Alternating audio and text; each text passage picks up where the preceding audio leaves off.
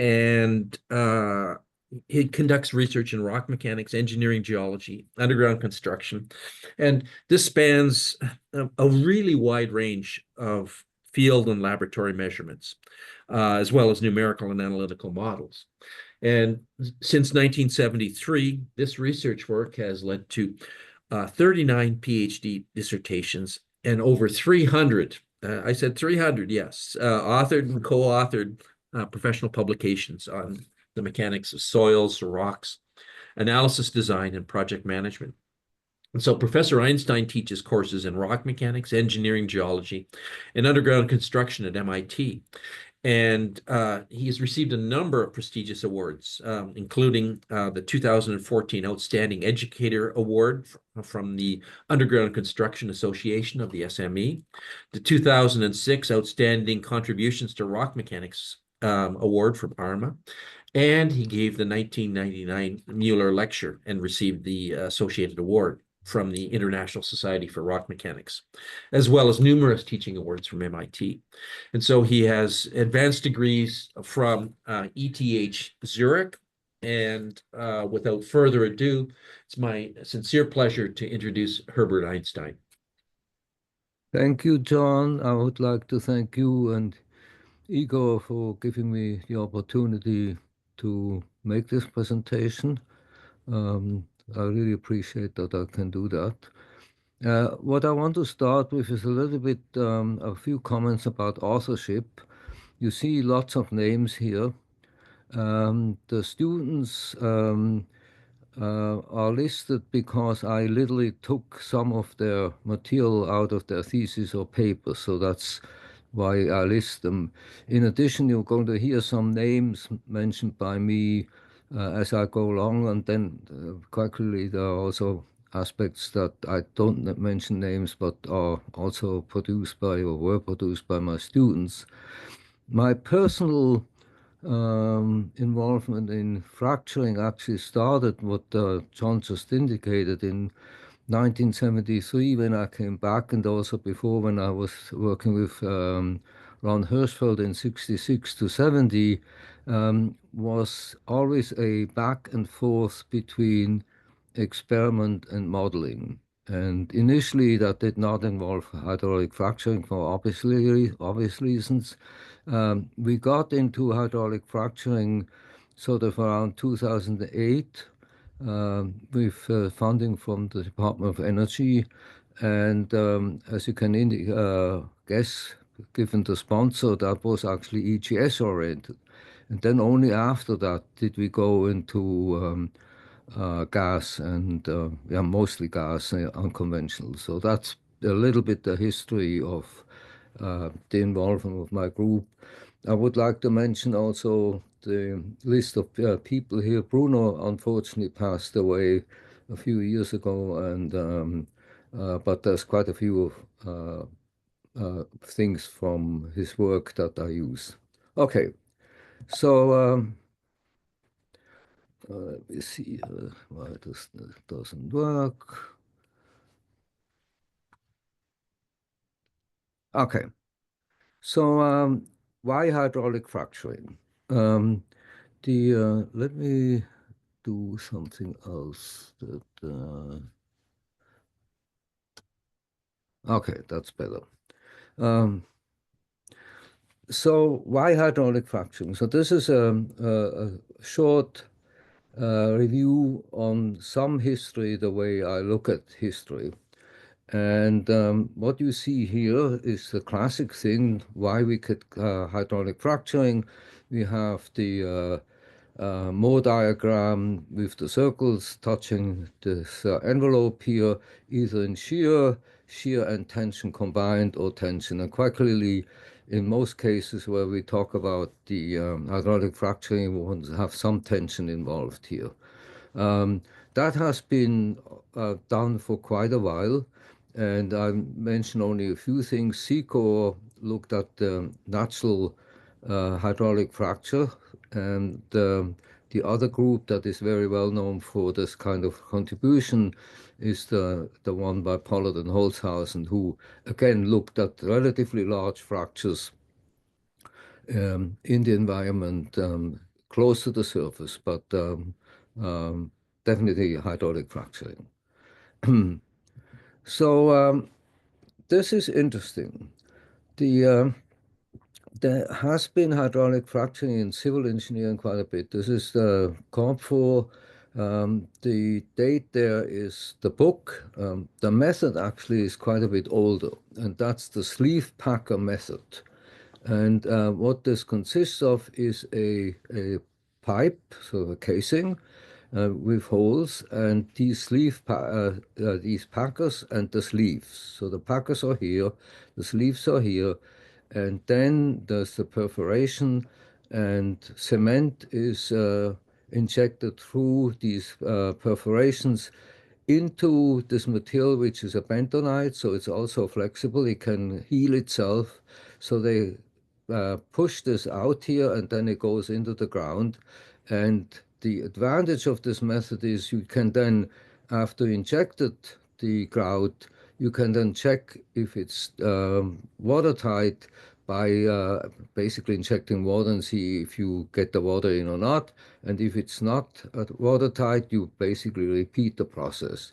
So that's a quite innovative method. It dates quite a bit back. Soletange, the French company, invented that, and the Comfort was the head of this company.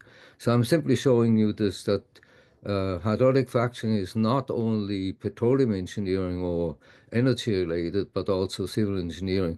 And the reason why they wanted to do this is to create sheets in the ground that seal the ground. So that basically, if you wanted to have sealing in the ground, that's one way to do it. The other aspect of doing this is to actually lift the ground. So if you have settlements, you can do that with this method. This is now a couple of slides of what in the book that you see this injected material here. You also see some holes, so if you create holes as well as the injected material.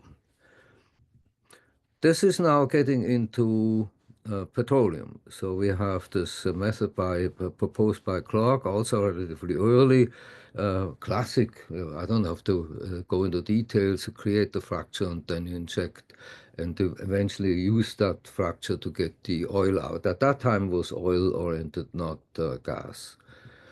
And then the classic, Hubbard and Willis in a paper, one of the best-known papers in this context, looked at, depending on the orientation of the smallest principal stress, we have either a vertical fracture or a horizontal one, and they basically proposed the theory, and they then had experiments.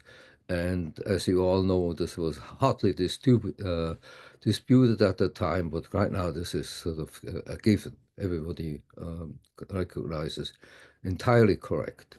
Talking about controversies, that's what we usually assume, and there were several talks in this series which sort of got some more details if that's actually happening or not. But again, the classic thing of having these fractures related to the minimum principal stress. And then this one here, you need to induce the fracture. You can either do this by perforation or by water pressure. There are also other methods by sort of artificially cutting with a metal. But anyhow, so I was simply showing you things that you all know. Now we get a little bit into the application. This is a concept which I'm not completely in agreement with. The HDR concept, basically creating new fractures, and the EGS supposedly enhancing existing fractures. As we all agree that today we have a mix of the two, and this concept originally may have been justified. It's a little bit out of reality right now. Okay, so now we have an issue. And I'll only mention this briefly because I'm not going to go into this. We have induced seismicity, and you see a relatively high magnitude. There was also the one that I'm not listing here, the one in Oklahoma with wastewater, which was in the order of 6 magnitude. So we have this issue. And simply a couple of things to relate that to hydraulic fracturing a little bit. I show you this concept by Davies, essentially a reactivation of an existing fault system. And so you can reactivate it by literally decreasing the effective stress here by injecting water or some other liquid. You can create new fractures, and you can also stimulate existing fractures. So there are different possibilities. And so certainly the fracturing process, the hydraulic fracturing process, plays a role here. So I simply wanted to, there's also, as you all know, there's somewhat of a dispute, if we want to call it triggered seismicity or induced seismicity. I'm not getting into this dispute. There's a very good NAE report on induced seismicity, which I recommend highly if you want to go into this area. And you're probably all familiar with it. This is the one by Young. This is now getting closer to what I'm going to talk about for the rest of the talk. So we have a fracture here, a little tensile wing cracks, and then they connect with each other. So we have this fracture coalescence, which is, as you're going to see with my presentation, this is one of the issues that we want to look at. Can we create new fractures? And then in particular, can we create new fractures that are connected to each other? Because that's what we want. Okay, so now what is the problem statement? So the issue, and again, you may disagree with my somewhat strong statement here. If you look at the field, we only have indirect information by having the well orientation. We have pressure and volume behavior, and we have some idea on the location of the fracture. This is the microseismic. But we do not know the exact geometry, particularly in the fracturing process, and we don't have the mechanism and the process as I just mentioned. So, and we cannot control it very easily because we don't really know what's happening. And then this, I'm not getting into this. I'm concentrating on these things here. And the possible solutions is now going to the lab. So that's my main point here. And what we can do in the lab, we can have a visual observation and AE, microseism observation in the lab, and then relate these two and can use that relationship possibly to then go into the field with it. So that's the basic concept. Okay, so now how do we do this? So we work with, and I've always worked with not only, but mostly with prismatic specimens because it makes life creating fractures and much easier. So we have this prismatic body, we have fractures in it, and we can simply apply external stresses if we don't do hydraulic fracturing, or we can then pressurize the fracture. We can have different geometries, and I get back to this. We have sort of a annotation, a typical annotation type for characterizing the geometry. Okay, so how do we do this? This is the principle. We have a load frame, and we exert a load this way, and we'll exert a load this way, and then we have a visual possibility, which I'm going to go quite clearly into details how we do that, so we can actually see the fracture and pressurize it and see the process. And then these little black dots are the acoustic emissions. So this is exactly what I said before that we want to have. We want to simultaneously observe what's going on. In addition to this detail, we also have the pressure volume, and I'll show you this. So this is the original load frame that we had. This is a Baldwin load frame, and there's an interesting story to that, which I'm going to tell you in a few minutes. And what I want to point out, we have a high resolution camera, we have a high speed camera, and then we have the acoustic emissions. So we, as I said, we observe all these things, apply the axial load here. The lateral load, I'll show you the detail, is here. So the axial load is here. The lateral load is applied here. And if you look at this, it's not easy to see. These are brush patterns, so they basically to prevent stress concentrations. Now, the interesting story to this is, if I go back to this thing here, I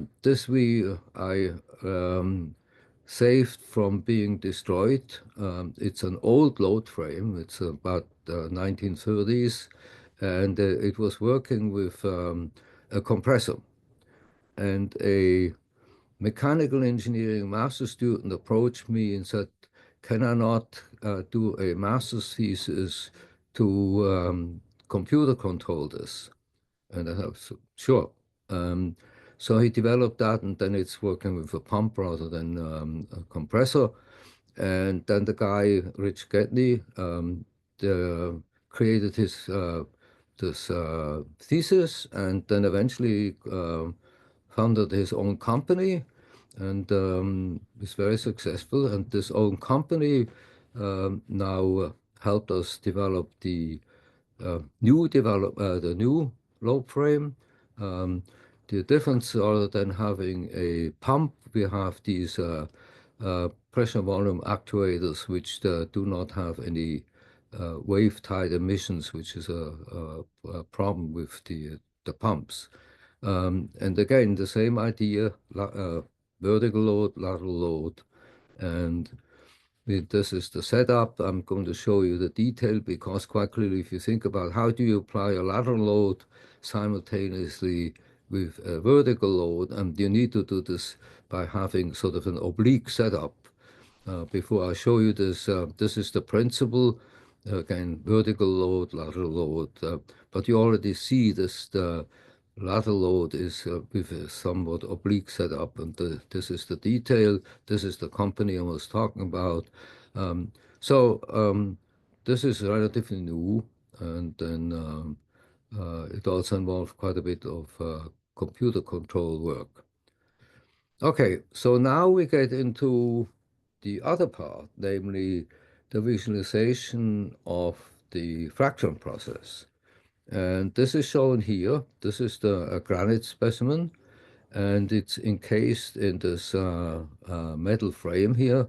And you have a window, so you can put this either in, this is purely uniaxial, this is biaxial, so you can have the load here, and then you pressurize this, and you can observe with the high speed and high resolution cameras, you can observe how the cracking occurs. This is the newer version. The principle is the same. We have sort of window and see what's happening. What is somewhat different is this thing here. We have these bolts, and we can, with the torque and some calibration, we actually can not only apply a stress this way, a stress this way, but we can also apply an external stress this way. So we have I wouldn't say it's really true triaxial, but close. And then quite clearly, in addition to that, is the water pressure. Gosh, this is all I need. uh, sorry about that. 33952935556. Okay, sorry about that. Anyhow, so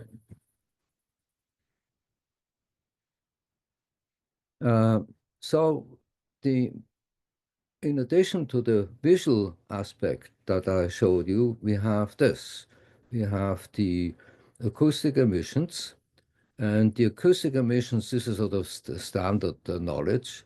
We can have active and passive. So we could actually trigger a P wave and then measure it, but we don't do that. We basically, what we do here is passive measurements. And we observe the waves, and in particular, if you look at the workflow here, we have the waves, and we want to look at the arrival times, and then we can use this as a classic surveying. We have these 8 sensors here we can locate, and we can measure the magnitude, so the energy can be measured, and we can then, with moment inversion, we can also look at the mechanism. And I'm going to show you that in the results. The mechanism being double couple or compression or expansion. So we can get all this information. And then if you think about it, and I'm going to quite clearly show you this, so we observe the cracking process visually, and we can observe the cracking process with AE as shown here. Okay, so this is simply some details, how we place these sensors. The rubber bands are simply for installation purposes. This is if you have it in a triaxial setup, so we need to have these holes here, and the sensors go in here. So we check the stress conditions and so on. Okay, so now we're getting into the specifics about tests. So this is the standard thing that we can observe with regard to pressurization and flow. So we have the volume injected and the water pressure. And it's a classic thing that you also would observe in the field. You go up and then eventually the fracture propagates. And this is the entire history. And then here we have the details at the end. You probably ask yourself what this, these terms sketch 1, 2, and 3 mean. And I'm going to show you this. These are simply locations where we extract the information. We can observe everything here, but we cannot, given the number of observations that we have, we cannot continuously, we could, but we don't. We sort of observe at particularly interesting phases of this pressure volume behavior. And quite clearly, most interesting is what we have here. So this is now the visual part. So again, we have this curve here. And then we have sketch 0, which is the one here. This is when we start. And then sketch 8 is the one when we have the fracture. Louis Wong in his thesis came up with a classification method. So A is the first fracture, B is the second one, and then T means tensile, and then the numbers here are sort of fracture types that Louis came up with the nomenclature, so simply that you know. So this is interpreted by hand, or by eye, I should say. So the student looks at it and interprets what is seen at these different locations. So this is the nomenclature, and since you're going to see that, and it's in many of our publications, so if you want to have a look at it. So we classify at the particular time of this pressure volume behavior, we classify the geometry. And then this is what we then call the sketch. This is then not showing the underlying granite anymore, but basically, again, the type of fracture and so on. Okay, now comes this. So simultaneously, what we observe with the method that I indicated before, and again, keep in mind, we can observe the timing, we can observe the magnitude, and we can, by moment inversion, we can identify the mechanisms. Okay, so now let's go into the materials that we actually looked at. And as I indicated at the very beginning, we started with granite because the initial research was funded by Department of Energy in the context of EGS, and the shale only came later. And I have a couple of comments about that in a minute. Okay, so this is the nomenclature. We have the length of the bridge, the inclination is beta, and then the bridging angle is alpha. So we classify, and you're going to see this nomenclature quite a bit. So we have this individual crack here, and we call this, by the way, I should have said that before, the existing cracks or fractures we call flaw. Okay, so this is now an example. We have two flaws, and then we have this crack propagating there. And so this is a high resolution frame, this is a high speed frame, and we literally go through the entire process doing this. So then these are then example data that pretty much look the way that I showed you before. We apply a vertical load, apply the water pressure, and then we have the fracture propagating. So now a few results that are kind of interesting. We have here this is zero stress, so it's simply a block with these flaws and pressurizing them. And then we have a uniaxial situation. And what we, coming back to what I mentioned at the very beginning, we're mostly interested in coalescence because that's what we want to see. Can we get coalescing fractures? Because that's what we want both for oil and EGS. Do we get coalescence, and if so, in what form? And you see it's quite different. This is the inclination that I mentioned before, so we have different inclinations, and so you get definitely different patterns, and then not only get different patterns by having different inclinations, but also if you then have the applied vertical stress in a uniaxial stress condition. And I indicate here where we have quite a bit of difference, so that the low inclinations induce quite a bit of difference, while if we then have higher inclinations, interestingly, the difference is much less. Okay, so this is a summary of different geometries. We have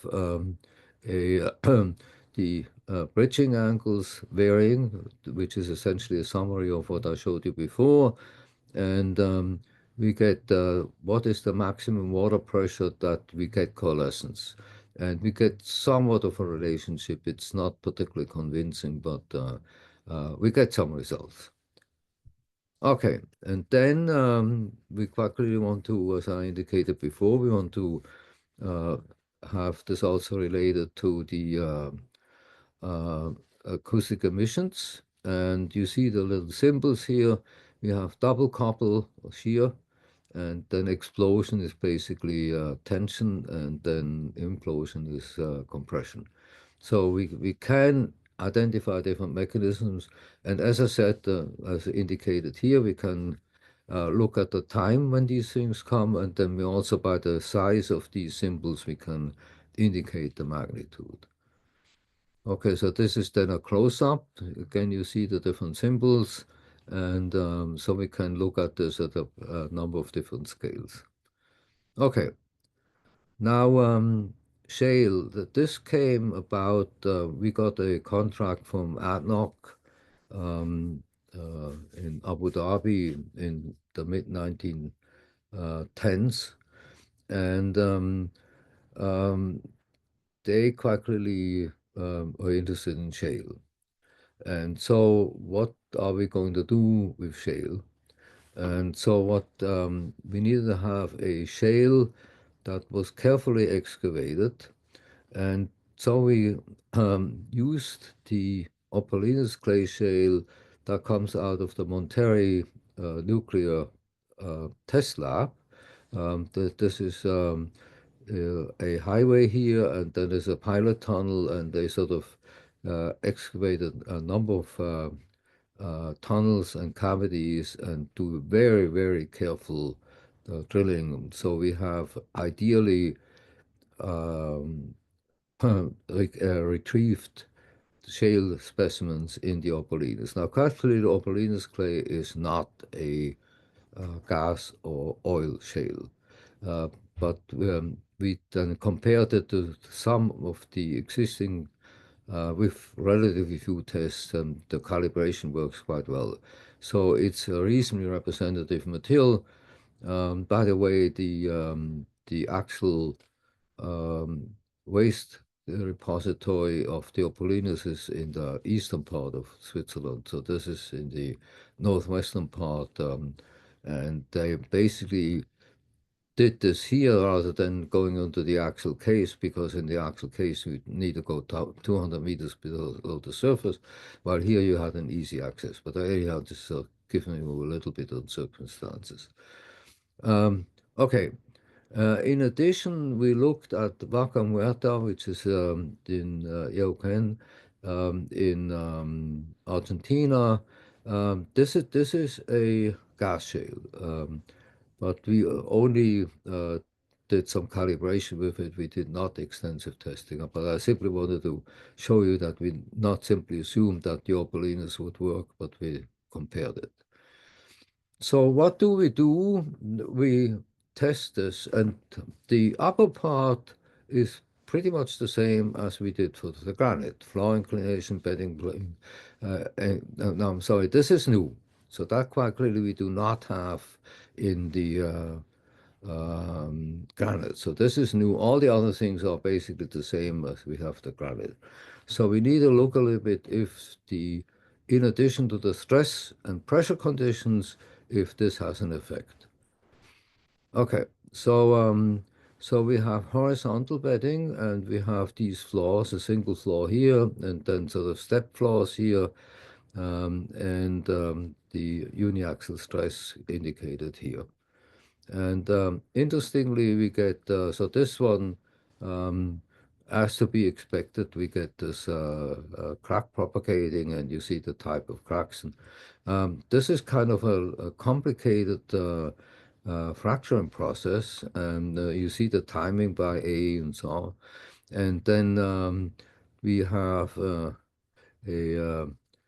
mineralized fossil here that evidently causes some uh, geometry of the propagating crack. So that's an interesting aspect of this shale here.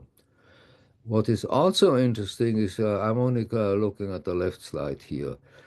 This is very well known in the field that the liquid front and the crack tip are not the same, and we literally can observe that. So that's again one of the big advantages of seeing what's going on, not only indirectly implying. So I'll give you a few more cases. So we have an anisotropic case with external stresses, and we have different type of bedding planes, and the results are here, 30 degree, 45 degree, and very nicely the cracks as to be expected, but again, you need to show it. We have these cracks propagating pretty much along the bedding planes. Okay, and then we have isotropic stresses. That's not getting interesting. So we have uniform stress, and then I'm looking only at the 30-degree bedding, and it's much more complex. So that's something to think about. We have not come to a complete conclusion why anisotropic stresses would do what you expect, namely the cracking along the bedding planes, while here it's sort of, but not entirely convincing. Okay, so now the main last point, comparisons. So what we did is we have the granite here in the what I call the old visualization device. This is the reason why it's somewhat bigger. And this is the new one, this is the shale. And we basically observed the cracking process both with the AE and visually. And so you see some pictures here. This is shale, granite. Here, they look somewhat similar, but if you go to DIC, it's interesting to see some differences. So this is granite. This is the horizontal, so the principal strain in this direction, and this is shear strain. And you see this interesting S-shaped curve. We see it a little bit also on the shear. So this is the granite, and the shale doesn't show this. The shale does show a reasonably straight, and then the shear all over the place. And again, this is maybe a little bit jumping ahead. We don't see the S, but we certainly see a wider distribution and a narrower distribution of these acoustic events, more or less along the lines of what we had in let me go back. So that's the shale relatively straight, and that's the granite with some variation. So in a way, it follows that if it's exactly this is quite really debatable. Okay, so last thing, as I mentioned at the beginning, we always try to go back and forth between modeling, simulation, and the experiments. Um, Mark Chan originally, and then Antonio Bobet developed this FROC, which is a boundary element method.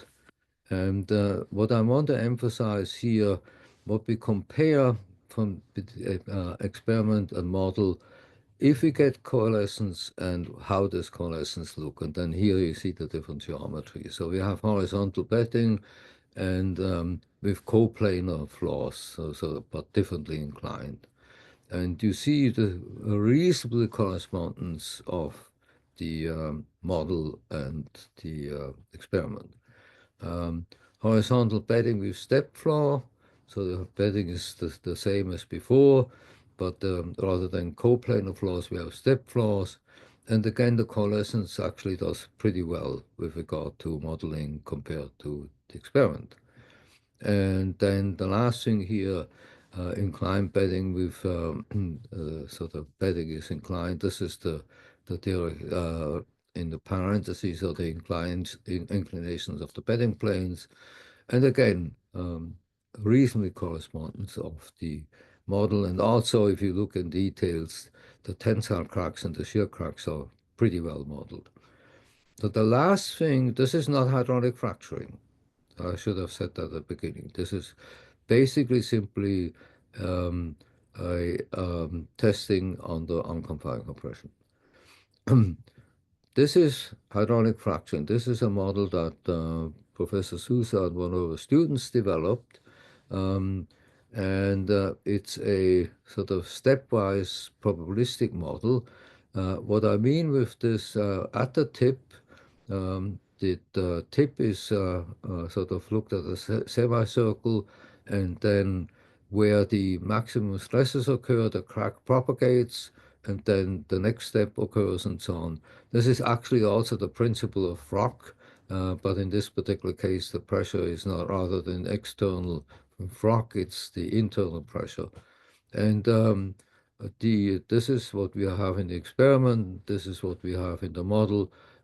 Again, it corresponds pretty well. And the reason why it's called stochastic, because it selects these points where the cracks propagate in a stochastic mode. Okay, so I'm coming to an end. So I have all these comments. We can for obviously that's the simple part. We can do the pressure volume time process quite well. We can distinguish tension shear and AE, and that's the most important point. We saw that the floor geometry affects the hydraulic fracturing process. External stress is quite clearly affected. Flow rate has an influence. The bedding plane definitely has an influence. And then we can, sort of an interesting detail, we can observe that fluid lag.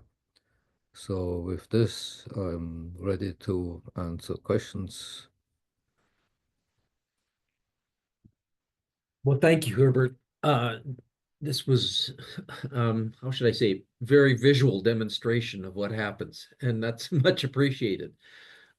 So, John, this is Ali Danashi. Let me just make a comment. I very much enjoyed watching this presentation, and you showed what is going on very clearly. And I think the advantage that I saw here is that you have actual laboratory experiments to explain what you were doing. So I enjoyed this presentation. Just my point. Thank you. Thank you. So Herbert, I'll just fill in while other people are thinking. How would you upscale this? What would you say that the applications are for someone who thinks that geothermal EGS might work? But that's always the question. You know, the only thing I can say is that you need to compare it to a predictive model. But then you still have to jump if that predictive model that shows what happens in the experiment is also applicable to the field. This is Ali Danashi again.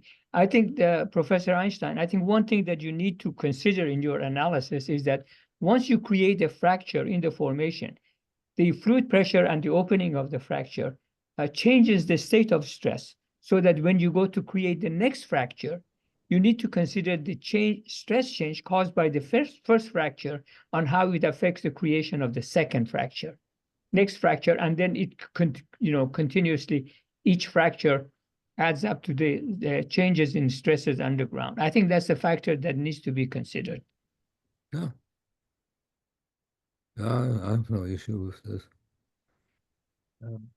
We're starting to get a few comments. So Luke Frash has a comment, and Luke, possibly, why don't you just unmute and ask your question?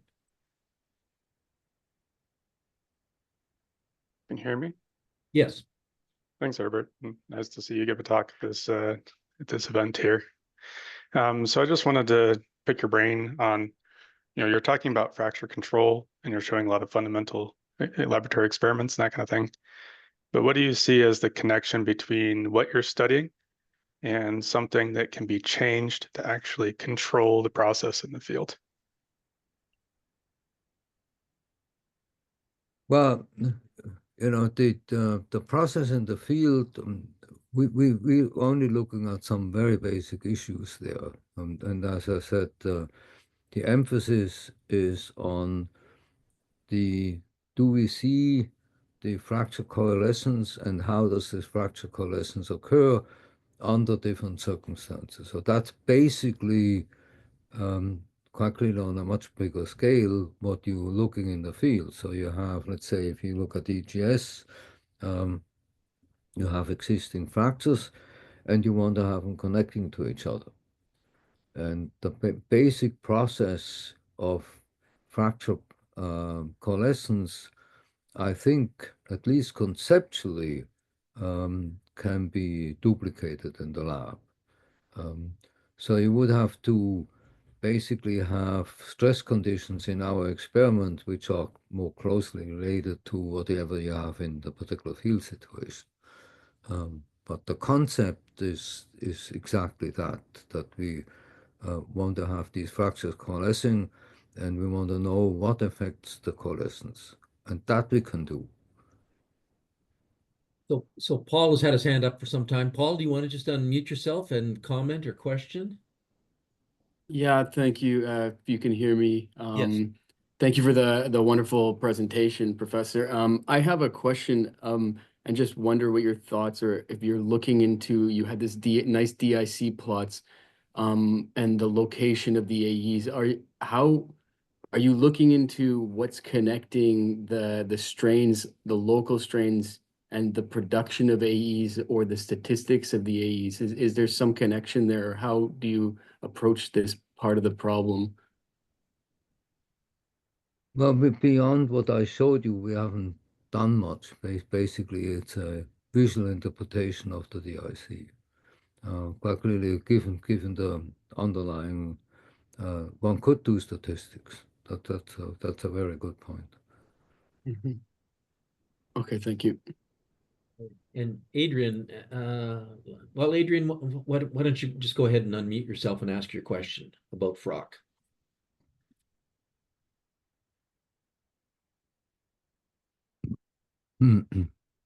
Was this for me, John, or? No, there's Adrian Morales. Okay. I can review the question. So Adrian's comment is that it seems the Frock model was predicting shear, and the experiment flagged tensile, and vice versa. Is he seeing this correctly? And why would that happen? I don't understand the question. Yeah, Adrian's having trouble with his speaker. So his question is, Frock seemed to dominantly predict shear events. Is that true, or did it also show tensile events? No, it's both. Okay. No, definitely, and that's actually a very interesting question, because then you get into the scaling the other way around, because most of what I showed is sort of on the centimeter scale. I showed you one picture on the below centimeter scale. So the question, and this is a little bit typical professorial. I gave this talk, the MTS talk at the 19 ARMA conference, in which I compared tension and shear, and I did not try to go up, I fully admit that, but I tried to go down. And we see that what might be a tensile fracture on the centimeter scale, if you then look into detail, again, it has components of shear and tension. So that's certainly something very interesting and worth pursuing. I've pursued it a little bit, but not to the extent that would be necessary. But that's a very good question. So we have both, and which is predominant and which is not predominant, that depends entirely on the combined stress conditions of the external stresses and the internal pressure. And I simply want to refer you to that very first slide that I have with the Moore envelope. So the circle can be in tension, the circle can be in shear and tension, and the circle can be in shear. And that's exactly that's basic mechanics, so that you cannot change that. But what happens specifically at a particular scale and at a particular material, that's a very good question. The principle is there. How it works specifically is interesting. So Daniel had a question. Daniel, do you want to ask the question, or would you like me to just do it? Please go ahead. I have some background noise here. Okay. So Daniel's interest was, Professor Einstein, if you'd done this on other rocks such as marble, and if not, can you speculate how that might differ from shale? Well, again, the Louis Wong in his thesis actually looked at marble and gypsum, and the mechanisms are the same. Okay. Okay. Very good. And then he was wondering if you've ever considered using liquid nitrogen to pre-initiate fractures. No, that's interesting. So what, sort of a cooling effect? What would that be I think useful? that's Daniel's concept, that there might be some sort of thermally in. Oh, that would be an interesting thing to look at. Yeah. Absolutely. And then Mehmet, do you want to ask your question? Clear? Yes, we can hear you. Yeah. So, Professor Einstein, my question was, in the experimental setup you shown, the method was clear and visible, so it was quite good in my opinion. So how well do you think that we can couple this to include the thermal effects? Like in the oil and gas fields, the fracturing fluid is typically colder than the reservoir rock itself, so we have some stress difference caused by the thermal effects. And referring to the previous idea about the liquid nitrogen, I have seen some articles about creating microfractures within the surface so that we can reduce the fracturing pressure of the section itself. How well do you think that we can play with this temperature while also retaining the visual aspect of the setup to include thermal effects? Well, the to be honest, I don't know. Clearly, you can always make your equipment more sophisticated, but then if you have a cold medium in there, then you get the contraction of the equipment. How that affects the stresses, you would have to do an extensive calibration. So I'm sure you have to punt a little bit here. It's good to have an honest answer. Yeah, thank you. Thank you. Anyways, I think that's the list of our questions so far. Professor Einstein, I really want to thank you. We had almost 100 attendees. This really shows the interest in this topic and your presentation, and so thank you sincerely. Well, thanks for organizing that. I really appreciate the opportunity. And we'll see everybody else in a couple of weeks, I hope. Okay, take care. Thanks all.